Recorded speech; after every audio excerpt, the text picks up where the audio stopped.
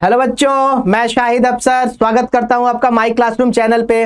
बच्चों, माई classroom channel पे हम लेके आ रहे हैं आपके लिए नेशनल साइंस ओलंपियाड के लास्ट 5 ईयर पेपर्स का सॉल्यूशन विथ डिटेल एनालिसिस।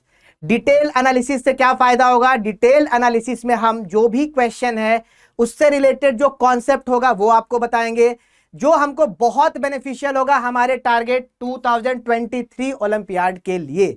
तो बच्चों, बहुत हेल्पफुल होने वाला है। देखो बच्चों, क्या है इसके गाइडलाइंस देखते हैं जरा। पेपर के गाइडलाइंस क्या होते हैं?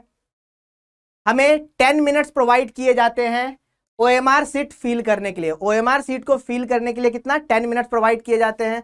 अब उसमें क्या क्या हमें फिल करना होता है? Name, school name, class, roll number, mobile number कोई भी बच्चा फिल करना नहीं भूलेगा, क्योंकि मोबाइल नंबर पे हमारे मार्क्स और रिजल्ट आएंगे। साथ में हमें क्या करना है? वहां अपना साइन करना है।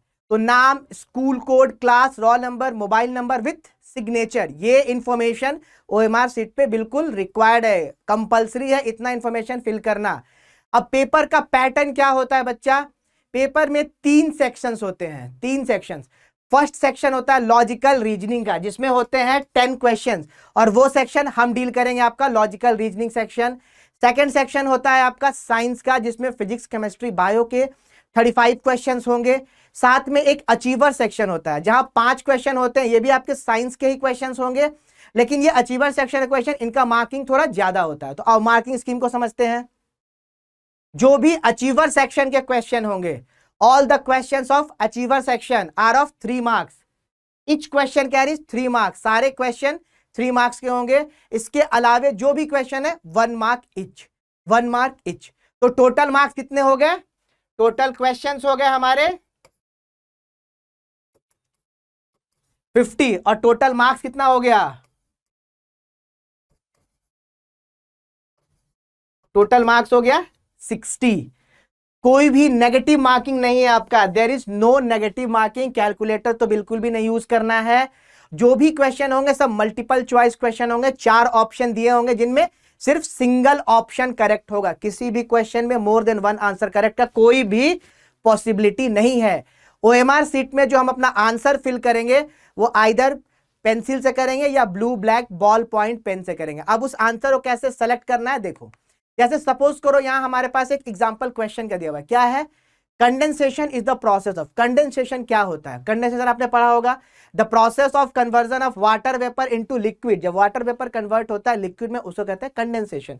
तो आंसर इसका हमें दिख रहा है water vapour cooling down to liquid. अब इसको कैसे सेलेक्ट करेंगे बच्चा? देखो, सबसे पहले देखो क्वेश्चन नंबर कितना है? 13। Question number 13। तो आ जाओ यहां 13 पे। अब इसका आंसर क्या हो रहा है? बी। आंसर हो रहा है बी। तो ओएमआर सीट में A B C D E करके 5 चॉइसेस दिए हुए, हम बी वाले सर्कल को अच्छे से कलर कर देंगे। बस हो गया, हमारा आंसर फिलिंग हो गया। ओके बच्चा, तो इसमें आपको आंसर इस तरह से फिल करना है। रफ वर्क के लिए आपको बुकलेट में प्रोवाइड किया जाएगा। ओएमआर सीट पे इन्विजिलेटर को हमें फिल करके सब कुछ लास्ट में इन्विजिलेटर को लौटा देना है ओएमआर सीट। चलिए, तो अब हम डील करते हैं हमारा 2021 और 22 का paper. Logical reasoning section deal करेंगे। बहुत सिंपल होते हैं, 10 क्वेश्चंस आते हैं। उससे रिलेटेड जो भी इंफॉर्मेशन होगा हम साथ में क्वेश्चन के देते जाएंगे। तो पहला क्वेश्चन जो पूछा गया वो पूछा गया क्यूब एंड डाइस से। क्या क्वेश्चन पूछा है? 4 positions of a dice are given. ये 4 पोजीशन दे रखे हैं। ये जो 3-3 फेस हमें दिख रहे हैं ना, इनको कहते हैं एडजेसेंट फेसेस। इनको कहते हैं एडजेसेंट फेसेस। और 2 के पीछे जो नहीं दिख रहा है वो कहलाएगा उसका अपोजिट फेस। आप लूडो का डाइस देखे होंगे, 1 के जस्ट नीचे जो होता है वो अपोजिट फेस है, 2 के जस्ट पीछे जो होगा वो अपोजिट फेस है। तो अगर एक फेस दिखेगा तो अपोजिट उसका कभी नहीं दिखेगा, कतई नहीं दिखेगा। तो पूछा क्या बच्चा? When 5 is at the top, अगर टॉप पे 5 होगा तो बॉटम पे क्या होगा? यानी पूछना चाहा है which number is opposite to 5। अब देखो करना क्या है, आप पहले ये 4 सरफेस दिया हुआ है, 4 पोजीशन दिया हुआ है, आप इनमें सेलेक्ट करो कहां पे कॉमन वैल्यू है, कहां पे कॉमन वैल्यू है। ये क्वेश्चन 2 तरह से बन सकता है। अगर हम ये 2 पोजीशंस को कंपेयर करते हैं, इन 2 पोजीशंस को कंपेयर करते हैं, तो हम क्या करते हैं, इन दोनों में कुछ कॉमन दिख रहा है, इन दोनों में कुछ कॉमन दिख रहा है, तो हम लिखेंगे कैसे? कॉमन पॉइंट को लिख के, कॉमन वैल्यू को लिख के क्लॉकवाइज मूव करेंगे, क्लॉकवाइज मूव करेंगे और वैल्यूज लिखते जाएंगे। 3 से जब क्लॉकवाइज मूव करेंगे तो पहले 4 आएगा, 4 के बाद 5 आएगा। क्या किए, जो कॉमन वैल्यू था वो लिख लिए और फिर वहां से क्लॉकवाइज मूव करना स्टार्ट किए, वहां से फिर क्लॉकवाइज मूव करना स्टार्ट किए और वैल्यूज लिखते गए। अब आता है सेकंड पोजीशन जो हमको दिख रहा है यहां पे, यहां भी कॉमन वैल्यू 3 हो गया, क्लॉकवाइज मूव करो बच्चा, क्लॉकवाइज मूव करोगे तो 3 के बाद क्या आएगा 6 और 6 के बाद 1। तो जो वैल्यू जिसके अपोजिट आ रहे हैं वो उसके अपोजिट फेसेस हैं। 4 का अपोजिट क्या हो जाएगा 6, 5 का अपोजिट क्या हो जाएगा 1। अब तुम कहोगे सर 3 के अपोजिट 3 तो नहीं होता है, कोई एक वैल्यू बचा भी तो है, तो जो लेफ्ट आउट वैल्यू है वो इसके अपोजिट हो जाएगा। Left out value is opposite to this.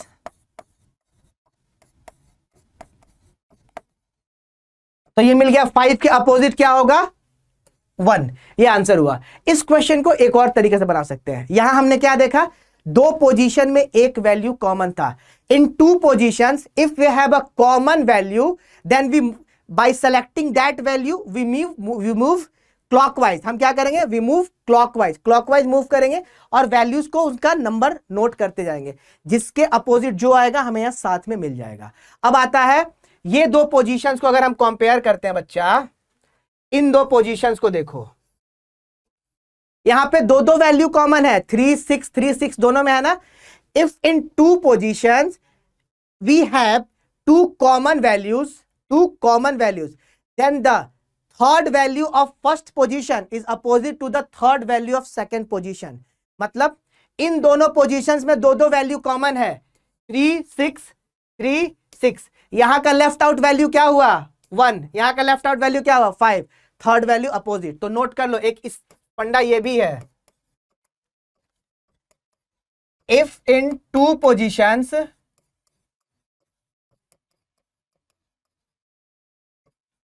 we have 2 values of one position is same as 2 values of other,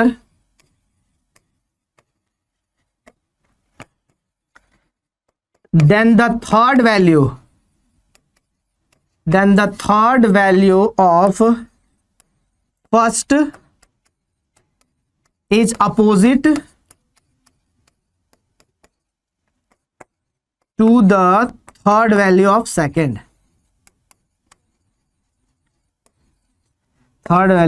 position।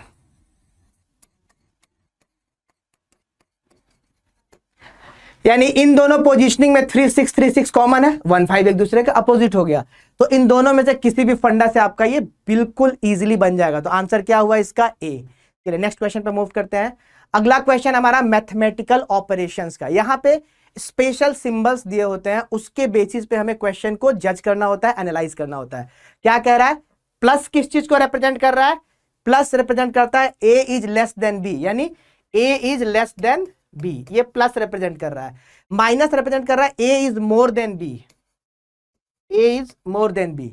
A divided by B का मतलब क्या है, A is either less than और इक्वल टू बी, यानी divided का मतलब है less than equal to B, और ए मल्टीप्लाइड बाय बी का मतलब है A is equal to B. यानी ये हमारा मैथमेटिकल ऑपरेटर जो दिया हुआ है उसका मतलब हमने डिकोड कर लिया। अब क्वेश्चन क्या पूछा है, हमारे पास एक स्टेटमेंट दे रखा है, ये स्टेटमेंट दे रखा है और कहता है कि this statement is true, then by using the given statement which of the following 2 conclusions are true, ये बोला है।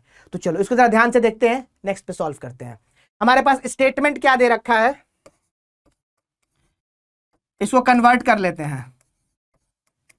स्टेटमेंट दिया है D minus E, A plus B का मतलब क्या बोले, A less than B, A minus B का A more than B, A less than is equal to B, A is equal to B. अब देखो A minus D minus E का मतलब क्या हो गया, D is greater than E. अब आगे कहता है क्या, ई डिवाइडेड बाई एफ, जो कॉमन वैल्यू है वहां से जोड़ते चले जाओ। ई डिवाइड बाई एफ का मतलब क्या है, E is either less than equal to F, less than is equal to F.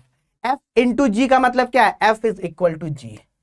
ये हो गया मेरे स्टेटमेंट्स। अब आते हैं कंक्लूजन्स में क्या दे रखा है।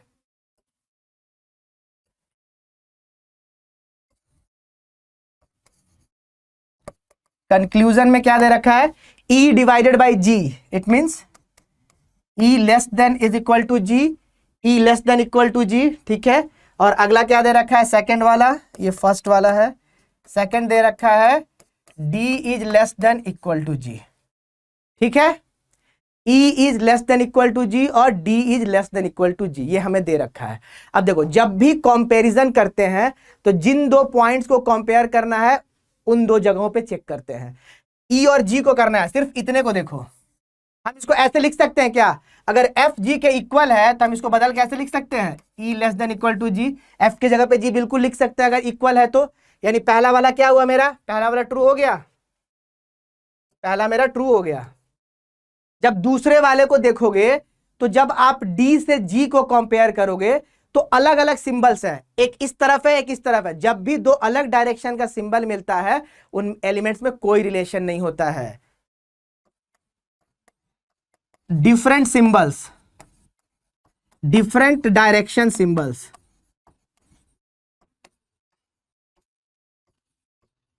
सो नो रिलेशन।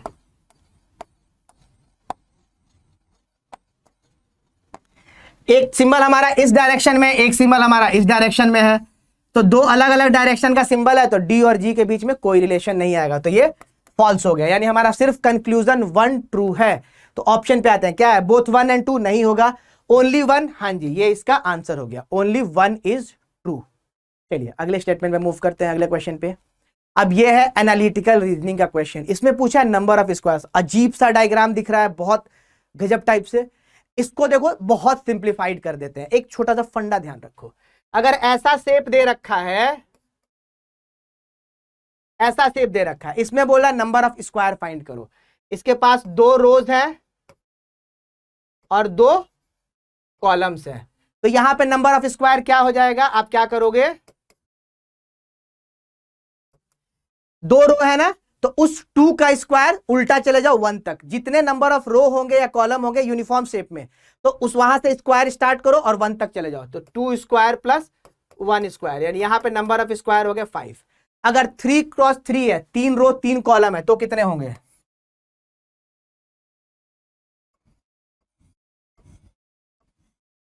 यहां पे 3 रोज और 3 कॉलम्स है। अब हमको चेक करना है यहां पे कितने होंगे स्क्वायर्स, 3 रोज 3 कॉलम्स, तो नंबर ऑफ स्क्वायर कितने हो गए यहां पे, क्या बोले, जितने नंबर ऑफ रो है वहां से स्क्वायर लिखो और वह उल्टा 1 तक चले जाओ। 3 square plus 2 square plus 1 square, 9 plus 4 plus 1, 14 square हो गया। अब हम अपने गिवन क्वेश्चन पे आते हैं। यहां से अपना क्वेश्चन जितना अजीब दिख रहा था, जितना कॉम्प्लिकेटेड दिख रहा था, उतना ही आसान बन गया। सबसे पहले इस बड़े वाले शेप को देखते हैं।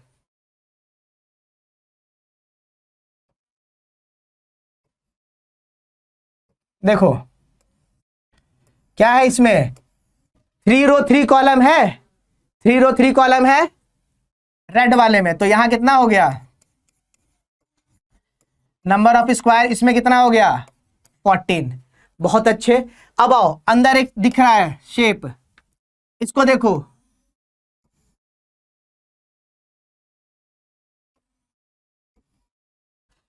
टू रो 2 कॉलम्स है यहां पे नंबर ऑफ स्क्वायर कितना हुआ 5। अभी बताए 2 रो 2 कॉलम्स होगा तो 5, 3 रो 3 कॉलम होगा तो 14। अब सब कुछ तो सॉल्व कर लिए, अभी थोड़ा सा कुछ बच गया है, ये अभी भी बचा हुआ है, ये अभी भी बचा हुआ है, इसको अलग करो, ये अभी भी बचा हुआ है, ये बच गया है। तो यहां कितना स्क्वायर है 1 स्क्वायर, तो टोटल नंबर ऑफ स्क्वायर लिख दो जरा, कितना हो गया, टोटल नंबर ऑफ स्क्वायर्स हो गया, ये रेड वाले बड़े वाले 14, ये 2 क्रॉस 2 वाले 5 और वो अकेला 20 स्क्वायर्स। तो कितना आसान हो गया, जो इतना कठिन सा डायग्राम था कितना आसान हो गया। तो इसका आंसर हो गया बी 20 स्क्वायर्स। इस तरह के ही क्वेश्चन पूछे जाते हैं और बहुत सिंपली हो जाते हैं, देखने में टफ लगेंगे, हो जाते हैं बड़े सिंपली।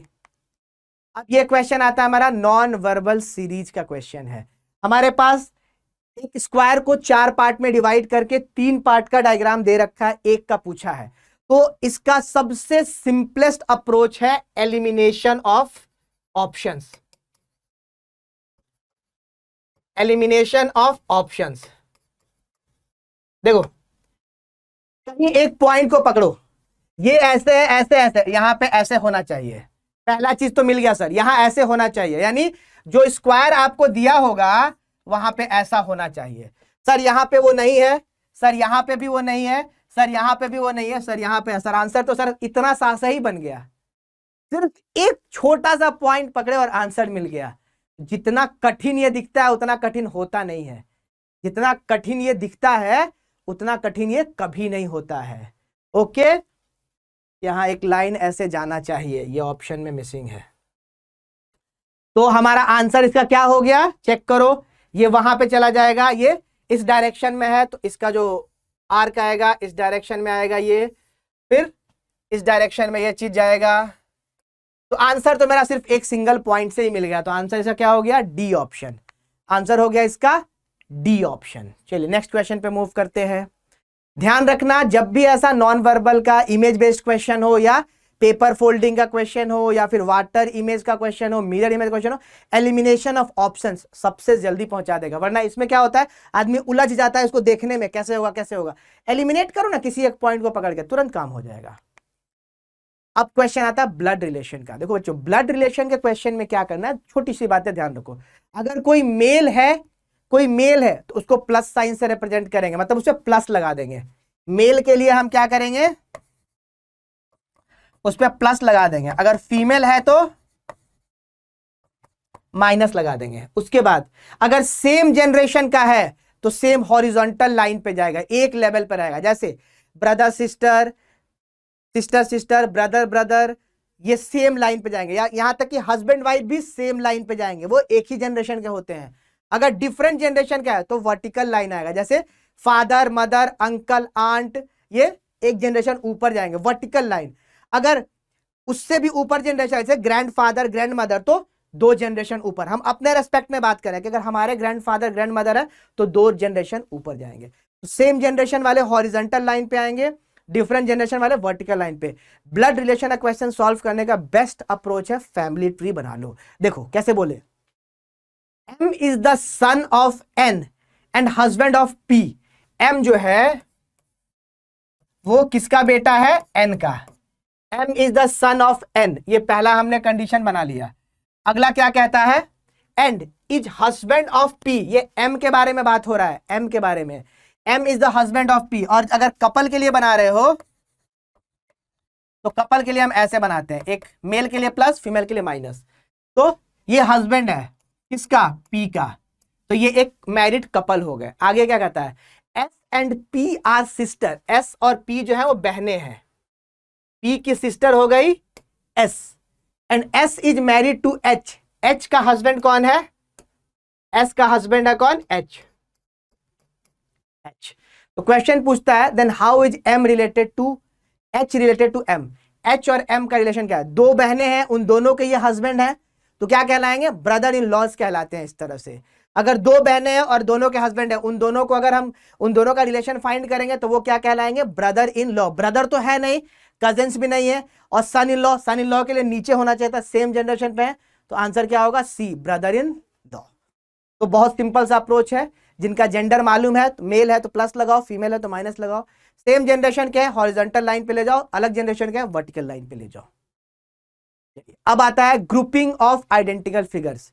हमारे पास 9 फिगर्स दिए होते हैं, इनमें कुछ यूनिफॉर्म पैटर्न जाता है, उस यूनिफॉर्म पैटर्न के अकॉर्डिंग इनको ग्रुप करना होता है। तो सेलेक्ट करना स्टार्ट करते हैं। देखो इस 4 में एक शेप के अंदर दूसरा शेप है, 6 में भी एक शेप के अंदर दूसरा शेप है, और 7 में भी एक शेप के अंदर दूसरा शेप है। यानी 4 6 7 एक पैटर्न बना रहा है, एक ग्रुप बना रहा है। 4 6 7 एक ग्रुप बना रहा है। चेक करो तो 4 6 7 कहीं दिया हुआ है, 4 6 9 नहीं, और यहां हो गया 4 6 7, ये आंसर है। क्या पैटर्न है, एक शेप के अंदर दूसरा शेप आ गया 4 6 7 में,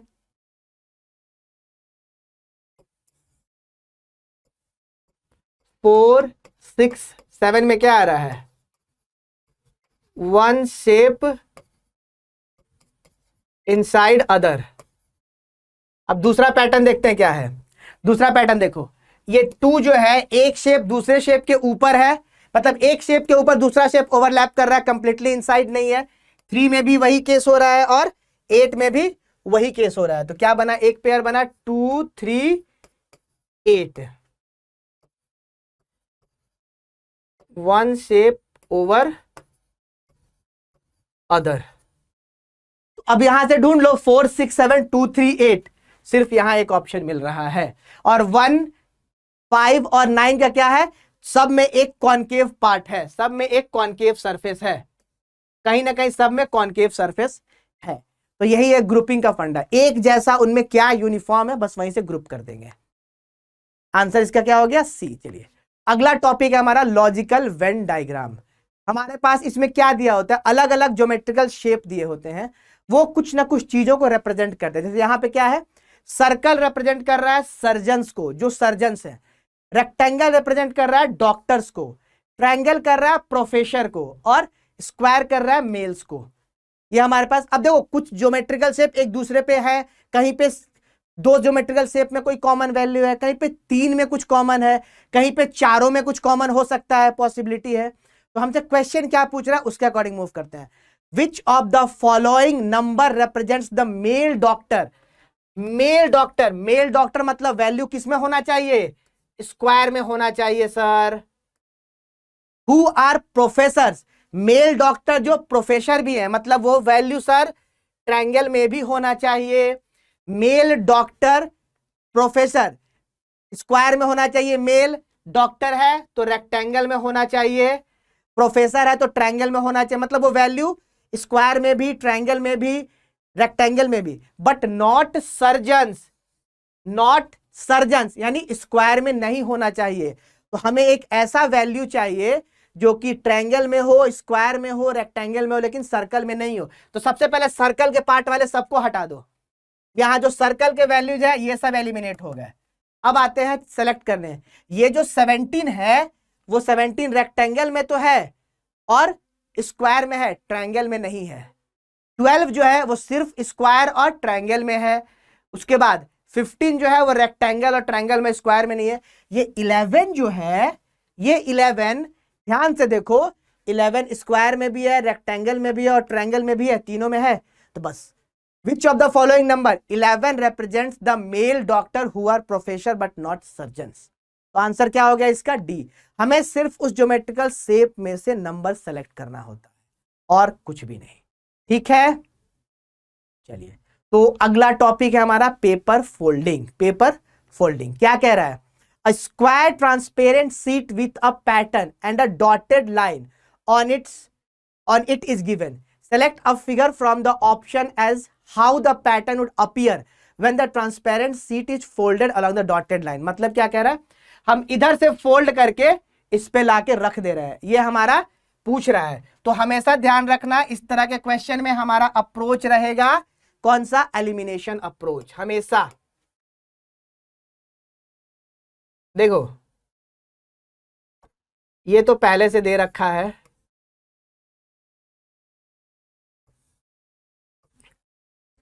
इस पार्ट को यहां से फोल्ड करके इसके ऊपर रख रहे हैं। जरा सा ऑप्शन पे ध्यान से देखो, अगर इसको उठा के इधर रखेंगे तो ये पार्ट गायब थोड़ी ना हो जाएगा, यहां का जो ये पार्ट दिया हुआ गायब तो हो नहीं जाएगा, एलिमिनेट हो गया। आगे अब यहां देखो, ये जो पार्ट है ये शेडेड नहीं है तो शेडिंग तो आ नहीं जाएगा उस पर जादू से, तो ये गायब हो गया। अब बचा हमारे पास चॉइस ए और डी में से। ध्यान से देखो यहां पे ये इतना गैप है, यहां पे इतना गैप है और ये इसके आगे है, यानी ये पार्ट जो है इसके ऊपर नहीं, इससे बाहर आना चाहिए। ये पार्ट इसके बाहर आना चाहिए, इसके अंदर तो नहीं आएगा, कुछ तो कुछ इसके बाहर आएगा। यानी इसका कैसा शेप आएगा, जब इसको उठा के यहां रखेंगे तो ये पार्ट यहां से यहां तक तो सेम लाएगा, के बाद आपको ये यहां से कर लो ऐसे, यहां से कर लो ऐसे, ये पार्ट कलर्ड हो जाएगा। यानी जब इसको यहां पे फोल्ड करेंगे तो कुछ ऐसा शेप दिखेगा। हमारा ऑप्शन चेक करो, डी भी एलिमिनेट हो गया, तो आंसर क्या हो गया? ए। क्या किए? एलिमिनेट करते चले गए।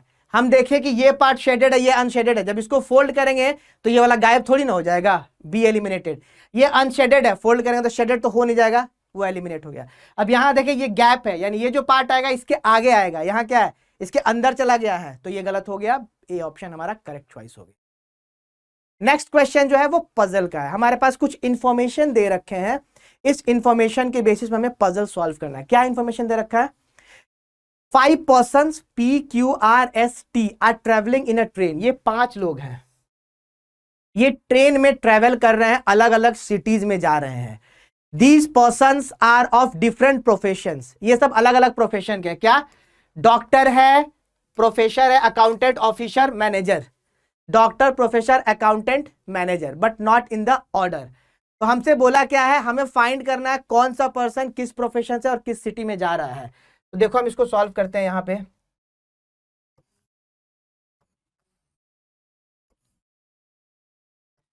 1 2 3 4 5 6। देखो ये हो गया सिटी,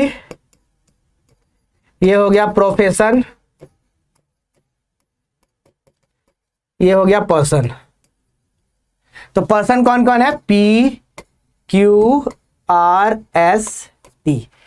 क्वेश्चन के गिवन डाटा से हम इसको सॉल्व करना स्टार्ट करते हैं। P is going to Chandigarh. P जो है वो चंडीगढ़ जा रहा है। P कहां जा रहा है भाई? चंडीगढ़। P जा रहा है Chandigarh. And is not an officer, तो ऑफिसर P नहीं होगा। P जो है वो ऑफिसर नहीं होगा। आगे चलो। S is going to Mumbai. S कहां है? S जा रहा है मुंबई। S जो है वो मुंबई जा रहा है। एंड इज अ डॉक्टर, यानी डॉक्टर कौन है वो पता चल गया। डॉक्टर कौन है वो पता चल गया, तो डॉक्टर यहां से हटा दो, डॉक्टर मिल चुका है। आगे देखते हैं। R is going to Dehradun. R जो है वो कहां जा रहा है? देहरादून। R कहां है? ये रहा देहरादून। R देहरादून जा रहा है। एंड नॉट अ प्रोफेसर, यानी R जो है वो प्रोफेसर नहीं है, तो प्रोफेसर कौन नहीं होगा?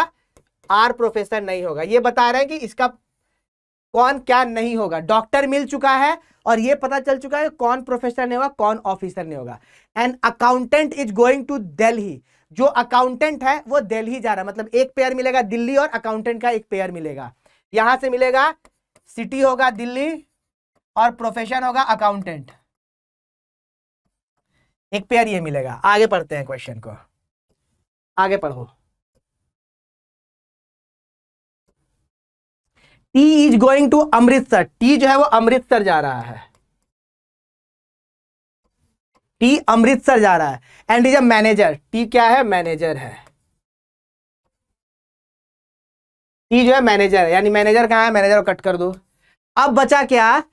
एक दिया हुआ है कि दिल्ली और अकाउंटेंट एक साथ होगा, मतलब हमको एक ऐसा डब्बा चाहिए जहां ये दोनों खाली हो। तो सिर्फ Q के लिए ही पॉसिबिलिटी है जहां दोनों का दोनों खाली हो। तो Q दिल्ली और क्या है? अकाउंटेंट है। अकाउंटेंट, अकाउंटेंट को कट करो। अब हमको फाइंड करना है P का प्रोफेशन क्या है, R का क्या है। देखो प्रोफेशन दो बचे हुए हैं, क्या क्या? या तो प्रोफेसर हो या तो ऑफिसर हो। P ऑफिसर नहीं होगा, तो पक्की बात है P क्या होगा? प्रोफेसर होगा। ये होगा प्रोफेसर।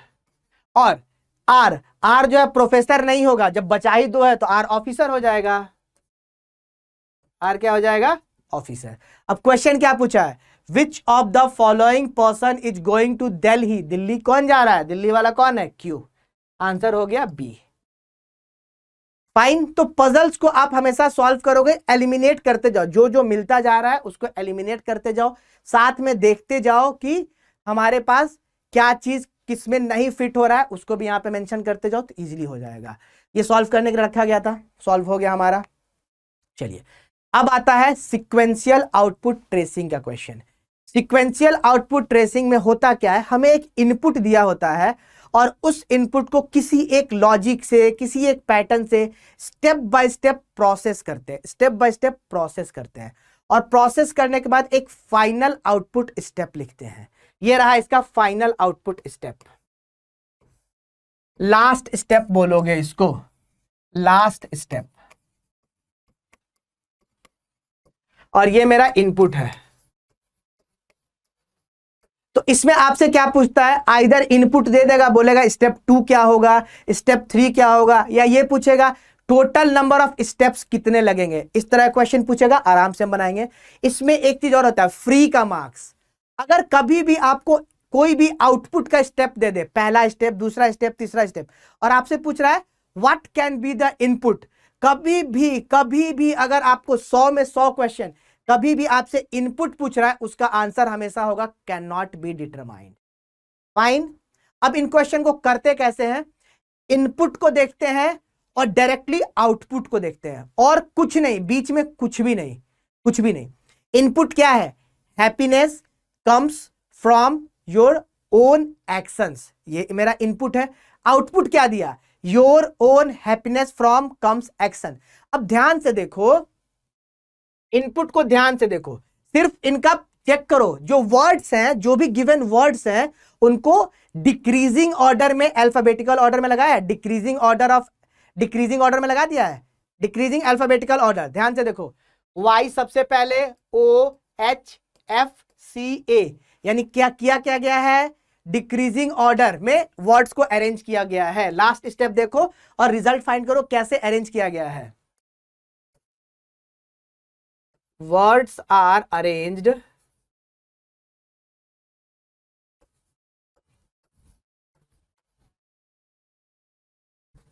in decreasing order। ठीक है, तो अब हमसे क्या पूछा है, as per the given rule, rule तो मिल गया, वर्ड्स को अरेंज कर रहा है डिक्रीजिंग ऑर्डर में।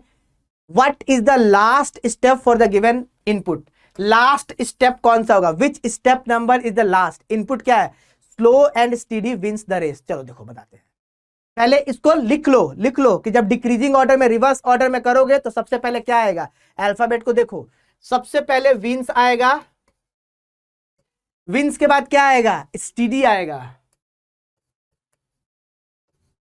स्टीडी के बाद क्या आएगा, स्लो आएगा, RST नहीं जी, W। देखो फर्स्ट अल्फाबेट चुन लो ना, आराम से बन जाएगा अपना फर्स्ट अल्फाबेट। यहां पे R है, यहां T है, W है, ST है, SLA है। तो सबसे पहले W आएगा, W के बाद क्या आएगा, RST, उसके बाद द आएगा, द के बाद आएगा स्टीडी, द के बाद आएगा स्टीडी, स्टीडी के बाद स्लो, स्लो के बाद रेस, और रेस के बाद क्या बचा, एंड। एंड। अब देखो अरेंज करते हैं, सबसे पहले जब डिक्रीजिंग ऑर्डर में करोगे तो सबसे पहले विंस, फिर द, फिर स्टेडी, फिर स्लो, फिर रेस। स्टेप 1, ये विंस उठ के सबसे पहले आना है, यानी स्टेप 1 में क्या हो गया, विंस, ये स्टेप 1 है, विंस, सिर्फ विंस आया, बाकी एज इट इज रहेगा, slow and steady the race. ये मेरा स्टेप 1 आ गया। अब आते हैं स्टेप 2 पे, विंस तो अरेंज हो गया, अब किसको अरेंज करना है, अब करना है द को। तो स्टेप 2 में क्या होगा, ये द यहां से उठ के कहां आ जाएगा, द यहां से उठ के सेकंड पोजीशन पे आ जाएगा बच्चा, द यहां से उठ के यहां चला आएगा। तो स्टेप 2 क्या हो गया, wins the slow and steady race.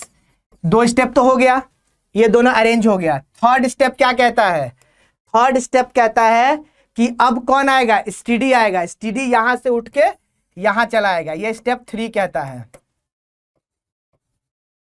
Wins the steady, ये हो गया। बाकी को एज इट इज लिख दो, स्लो एंड रेस। ठीक, अब ध्यान से देखो, जब स्टीडी को अरेंज किया ऑटोमेटिकली स्लो अरेंज हो गया ना, स्लो अरेंज। अब रेस को उठ के यहां आना है, स्टेप 4, स्टेप 4 रेस उठ के यहां चला आएगा, wins the study, slow, race and. Arrange हो गया डिक्रीजिंग ऑर्डर में, ध्यान से देखो। Wins the study, slow, race and. कितने स्टेप्स लगे? 4 स्टेप्स। लास्ट स्टेप कौन सा हुआ?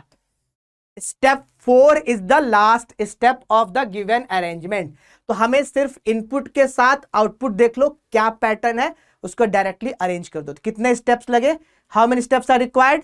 विच is the last step? Step 4 is the last step of given arrangement. ये है सिक्वेंशियल इनपुट आउटपुट का क्वेश्चन। चलिए, ये हमारा क्वेश्चन ओवर हो गया बच्चों। आई होप आपको बहुत हेल्प मिलेगा इससे। आप और बाकी सब्जेक्ट्स के वीडियो के लिए डिस्क्रिप्शन में आपको लिंक मिलेगा। साथ में आप इस चैनल को लाइक करो, शेयर करो और सब्सक्राइब करो बच्चों। बहुत हेल्प मिलेगा इससे आपको। बाय बाय बच्चों।